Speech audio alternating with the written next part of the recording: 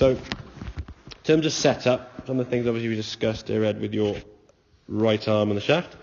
Very good. So you're in a good start position there. Nice sort of relax there with the arms there. Shaft and forearm nicely in line, okay. Eyes are just kind of inside the ball. Very, very good. On the ball is okay. Definitely not outside the ball, but on or inside is absolutely fine, okay, in terms of your eye line there, okay. Now, in terms of the swing, what you were having, as we said, would kind of go back this way and then kind of curve to the left. You kind of almost pull it through with the shoulders, okay. Now, this one here, you didn't clip the ball, but as you'll see when you go through, you kind of went through the left edge of the golf balls here. I think it's when you may have just nudged it a little bit to that left side, okay.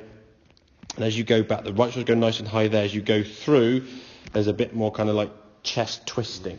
You compare that to this, which again I know is a smaller swing, but as you swing through here now, just sort of in terms of where your right sleeve is there, how that right sleeve now is kind of like there's less blue, should I say, or more white, because you've just kind of turned this way slightly to the vision of your jacket. Again, it's only minimal, but over 6 foot, you're going to miss. Yeah. Over 20 foot, you're going to be a bit offline.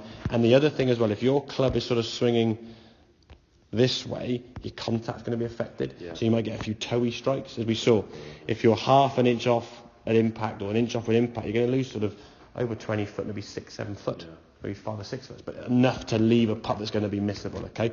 Just making sure we get that club to swing a little bit more kind of on a gentle arc this way and to the target, okay? What we don't want to go is back too straight and then start pulling it left, because your power mechanism or power source comes from that right shoulder, right side doing that.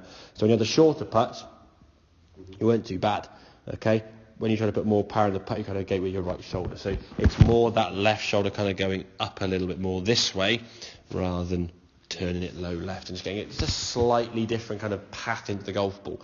And again, if you can, these sort of little devices or these sort of games we sort of set up, where you put 2 golf balls there, we said that sort of the gap there is a pink tee peg apart, 57 millimetres, okay? 14 inches from that object or those objects, just putt through that. If you can do that 10 times in a row, you've achieved a good target, okay? Put 2 golf balls either side of the golf club, okay? If you can putt between those 2 blue circles or 2 golf balls, you know you're striking the middle of the golf club, okay? So you start eliminating some of the variables that why the ball might not go towards target or might not reach the target. So when you're on the golf course, at least you know your putting stroke is fairly grooved, so to speak, and to hit what you want to kind of do. Then in terms of practicing, if you get a chance on the putting green somewhere, 3-footers, usually around the clock sort of thing, or that sort of north, south, east, west. 1 uphill, 1 downhill, left to right, and right to left if you can. How many in a row can you hold? Set a target. 4, 8, 10, 12, whatever it may be. Give yourself a challenge to try and beat something, okay? And then work on those sort of 20-footers. 20 foot for me, 25 foot is a really important distance, because it's a distance that's often 3-putted more than it should be.